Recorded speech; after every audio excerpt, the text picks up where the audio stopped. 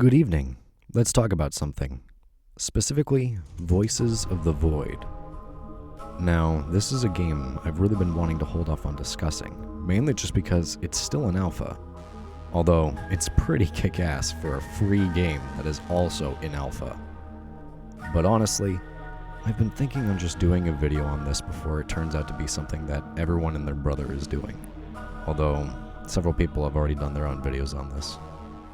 As well as just having some fun with a few topics I've thought about talking on before, all condensed nicely into one video by a great game made by a great dev. An important note, however, is that this video essay contains some spoilers, but overall I'll try to keep it light on all the real spooks, so that the uninitiated can actually go and play the game with what is still a mostly authentic experience. So let's go ahead and get on with the essay.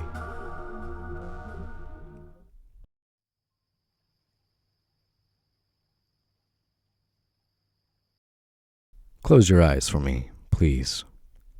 Now, imagine you are a new hire for a new job, one that you've been training for a while.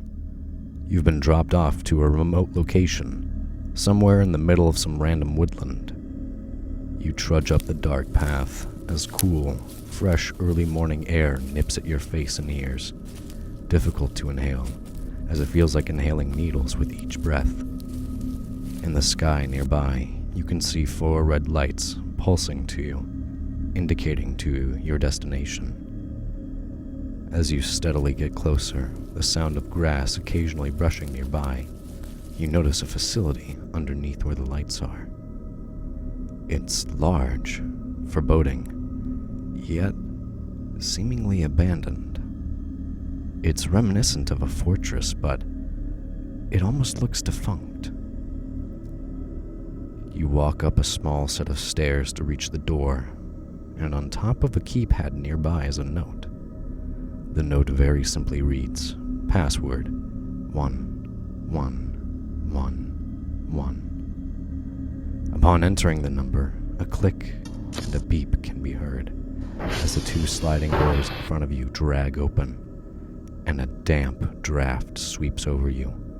A strong smell of musk, intertwined with a scent of decay, causes you to gag out of impulse.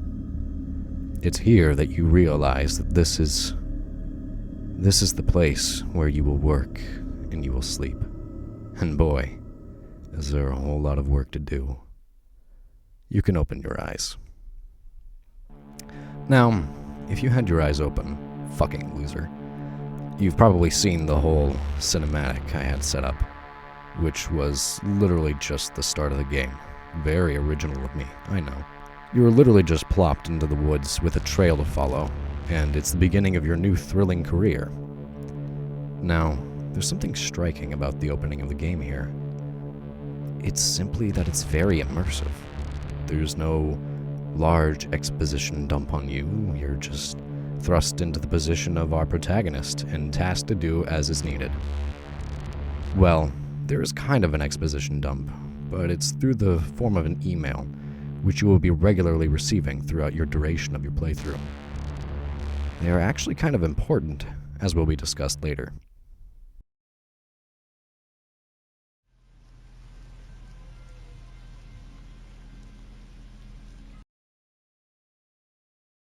For the time being, however, this is your new home. I say that in quotations because this place is older than the continental crust of this planet. However, this is where you begin your duties as a scientist of sorts. Your email that you receive for your exposition dump is also your introduction to the game mechanics, along with the hints that show up at the bottom right of your screen. Your work is to basically collect and sell signals from space to a team of researchers who are based nearby. In order to collect signals, however, you must first navigate the simple computer system all around you. I mean, it may seem like a lot starting off, but once you get the hang of it, it's pretty simple to utilize. Just gets a little nauseating having to spin around all the time to get one signal through processing, start collecting another, and to store the signal that you just collected onto another drive. But I digress.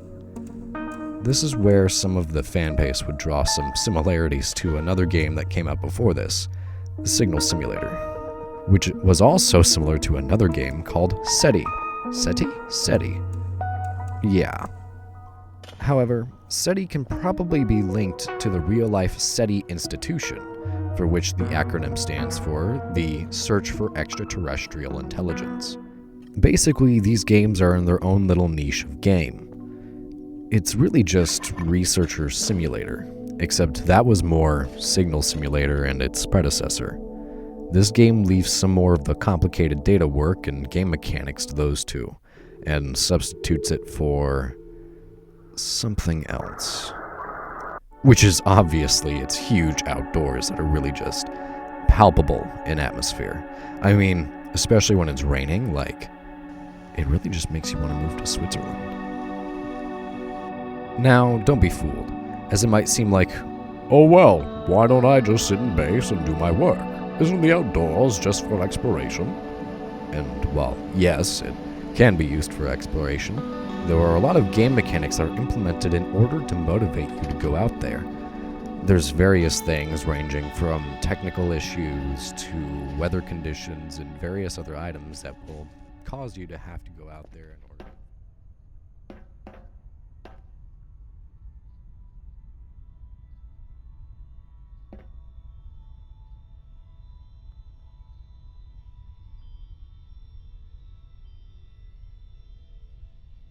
Day 41. We finally got more financial support for our mission. We can get deeper this time. But today I noticed something interesting. The hole made one deep, bassy sound. Couldn't record it, and I don't know if it was naturally made sound, but it sounds like really deep metal squeak. This hole is pretty weird.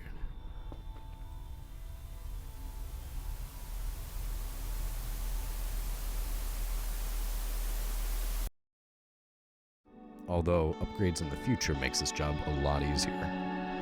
Regardless, starting off when you are bare bones, you will need to drive out to any location that is no longer working to fix it, because each break will impact your data collection.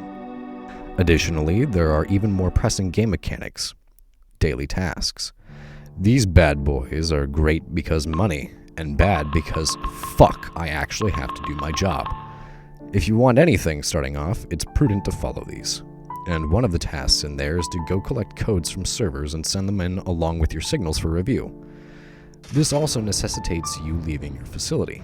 But hey, it's really not all that bad. I mean, the beautiful... I don't want to be here anymore. This is what the atmosphere of the game does to you. It slowly sets in, letting itself known through very subtle cues to let you feel exactly what you're thinking. Like, I don't know, things like, oh shit, when the sun goes down, it gets dark. Worst of all, though, is when it actually gets dark. I mean, I'm all for night drives, but, it gets a little wild. This game has no mercy, because if you crash, your first canonical ending is probably that you fucking died in a car crash. And, when things get dark, it's kind of hard to see. But that's alright. Once you get back home, everything's better. You get to sit comfortably in your chair and relax, whilst you crack down and start collecting signals to process while you're out working on the antenna. Although, there are certain status effects that you need to keep an eye out for. Sleep. And speaking of sleep, this game does have some survival aspects to it, which is its clever way of making things a necessity. You want to eat so you don't starve to death? Do your job.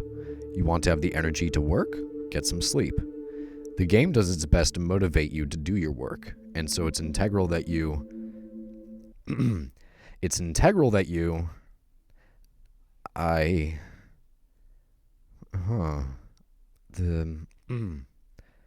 That's not supposed to be there. I'm gonna go ahead and, No, actually, whatever's out there can investigate itself. The same atmosphere I mentioned earlier? Yeah, it's palpable, alright. There are certain psychological things the game hinges on in order to truly round out the experience, and they do a good job with their utilization. Horror games will typically do what they can in order to isolate you, to make you feel vulnerable. Most horror games, however, kind of lean into the idea of everyone else is dead and now there's no one who can save you, which can work in its own sense, but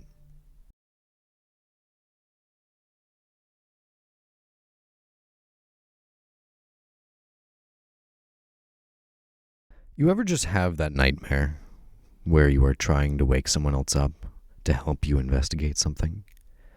Or perhaps have you ever had a nightmare where people don't do anything but watch as you struggle with some wretched beast or terrifying situation, staring apathetically as you are consumed by... Yeah, this game is just that, but beefed up on steroids. There is a very definitive sense of isolation that's provided, and it's through a very simple execution: helplessness.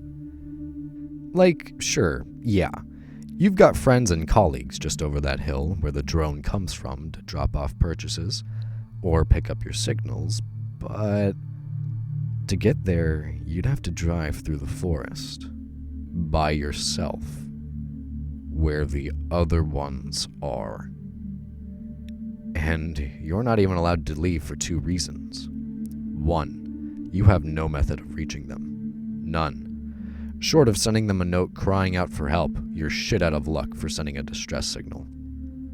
2, your job requires you to be out here, and to leave would probably be a breach of contract and leave you wandering the streets. All your training for nothing. And you're shit broke, since you typically just live off the dimes and pennies you make.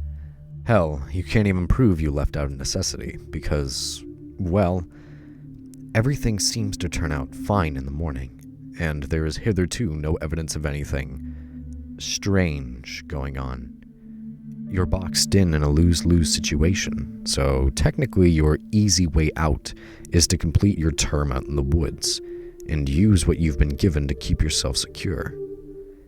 Yet, even that can feel uneasy. The building's big. Too many entrances, not enough exits. Plenty of places to hide, but plenty of space for them to lurk. And especially, you need a plan to get through this. Something clever.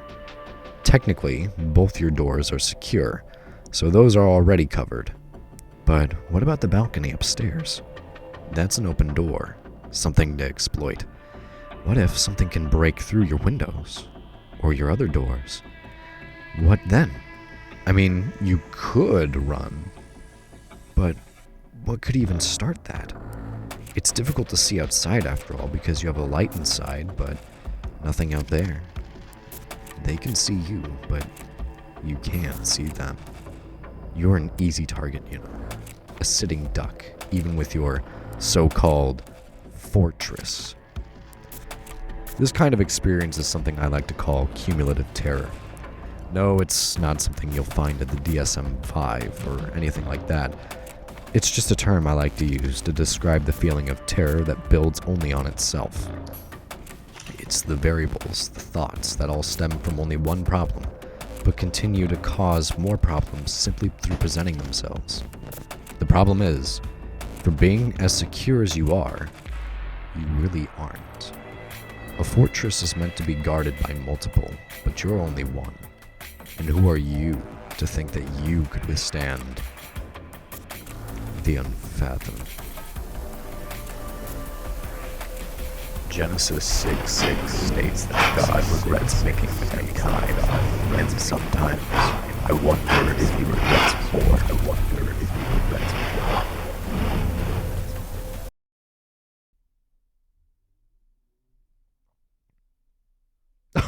Oh, thank fuck. I don't even know what I was talking about.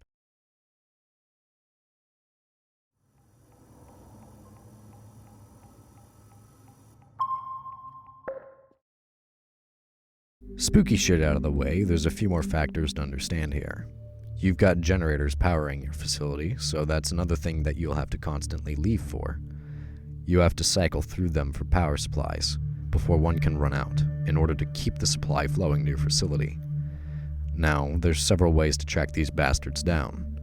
You can do what you can already do for the other servers and do SV target with their name, and it'll set your compass to that point as the crow flies to your desired destination, and in this case, you'll have to type in the transformer, or TR, and their number in order to track them. The alternative method is to simply follow the poles, which can be as equally as dangerous.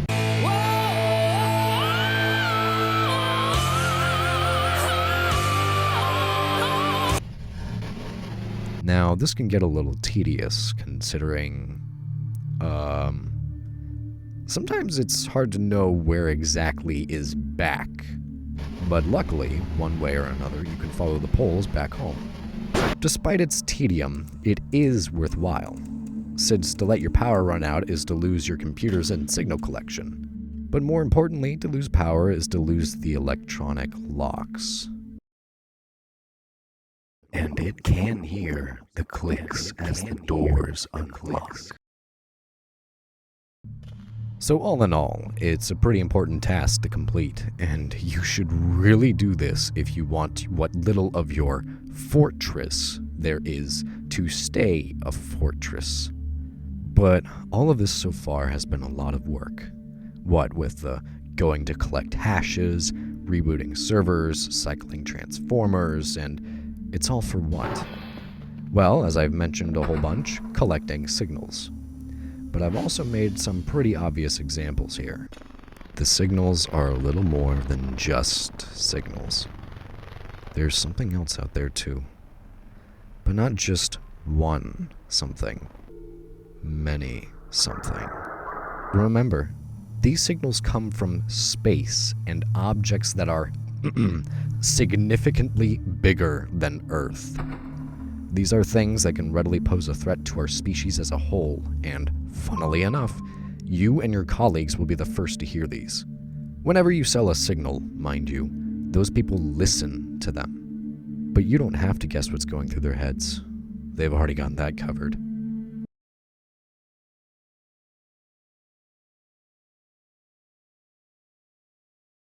This leads me to my main point: horror, and how it plays into effect with humanity. Now, there's hundreds of videos out there that already cover this better than I ever could do so. Like how quickly and concisely Xenom's archive covers the fears established by Voices of the Void's gameplay and world building. Wio, I'm gonna say Wio, does an excellent job of covering the gameplay, then his own philosophical 2 cents. But I've also got my own say in this debacle as well. As literally everybody knows, we have a fear of the unknown, because, well, it keeps us protected from wandering into fucking death traps. And so, while it plays into a very immediate fear and danger when you see a creature, we're talking on a cosmic scale here. Forget the whatever those are for a second and look up at the sky. We are in a strange cosmic soup.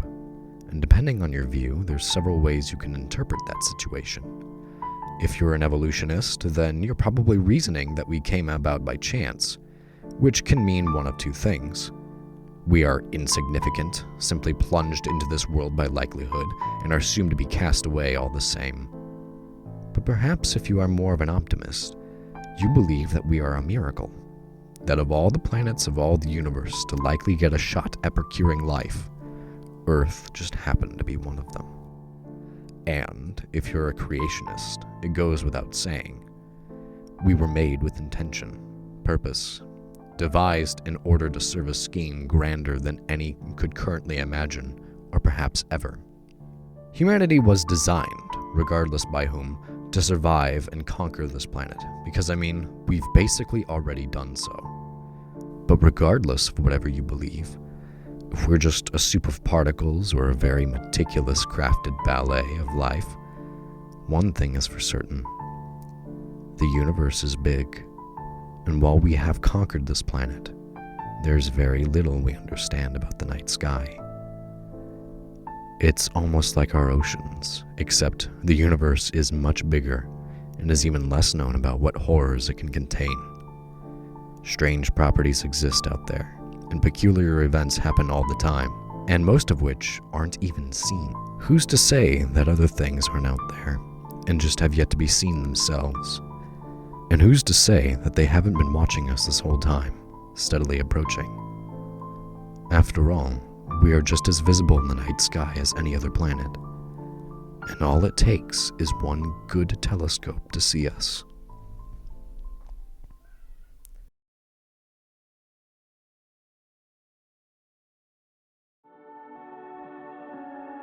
To wrap up this whole discussion, I think it's time to finish out on what this whole thing started on, the game and its horror.